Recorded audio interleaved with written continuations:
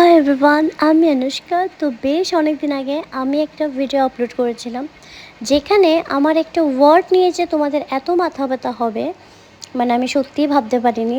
মানে 90% মানুষের একটাই কথা, যদি কথাটা আমি কেন বলেছি। তো এটারই আজকে আমি তোমাদেরকে আনসার করব।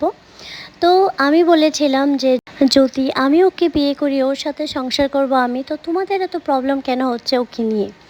তো এই কথাটা বলার পরে যদি বিয়ে করব মানে কি, তো দেখো বিয়ে জিনিসটা কিন্তু আমার হাতে না, এটা সম্পূর্ণ ভগবানের হাতে। ভগবানে কিন্তু সব কিছু ডিসাইড করে কার সাথে কার বিয়ে হবে না হবে। দেখো জীবনে কনফিডেন্ট থাকা খুবই দরকার, কিন্তু ওভার কনফিডেন্ট থাকা কিন্তু একদমই উচিত না। দেখো আমি ওকে ভালোবাসি, ও আমাকে ভালোবাসে, ঠিক আছে, আজকে আমাদের ভিতরে সব কিছু ঠিকঠাক আছে। কি গ্যারেন্টি যে ফিউচারে গিয়ে আমাদের ভিতরে কোনো প্রবলেম হবে না বা হতে পারে না। দেখো সব কিছু কিন্তু 100% গ্যারেন্টি দিয়ে বলা যায় না। আজকাল যা দেখছি 20 ইয়ার্সেরও উপরে ম্যারেজ লাইফে ডিভোর্স হয়ে যাচ্ছে, 7-8 বছর, 10 বছর, 15 বছরের সম্পর্ক ব্রেকআপ হয়ে যাচ্ছে। সেখানে আমরা তো কিছুই না, আমাদের মাত্র 5 বছর হয়েছে রিলেশনশিপটা। হ্যাঁ, আর দেখো আমি মনে করি প্রত্যেকটা সম্পর্কে বিশ্বাস থাকা দরকার, কনফিডেন্ট থাকা দরকার, কিন্তু ওভার কনফিডেন্ট বা অন্ধবিশ্বাসটা থাকা কিন্তু একদমই উচিত না।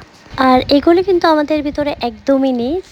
আর গাইস, ওকে যদি আমার বিয়ে করার ইচ্ছাই না থাকতো, তাহলে হয়তো সোশ্যাল মিডিয়াতে এই রিলেশনশিপটা এত আমি পাবলিক করলাম না হলে, বা এত কিছু আমি আপলোড করলাম না হলে, সব কিছু আমি প্রাইভেটই রাখলাম না। কারণ যদি ব্রেকআপ হয়ে যায়, কথা কিন্তু আমার শুনতে হবে কম বেশ সবার কাছ থেকেই। আর সত্যি কথা বলতে গেলে আমার কাছে বা ওর কাছে রিজন কিন্তু কম ছিল না ব্রেকআপ করার। সব কিছু ইগনোর করে আমরা একসাথে আছি, আর ভগবান চাইলে সারা জীবন একসাথেই থাকবো এইভাবে।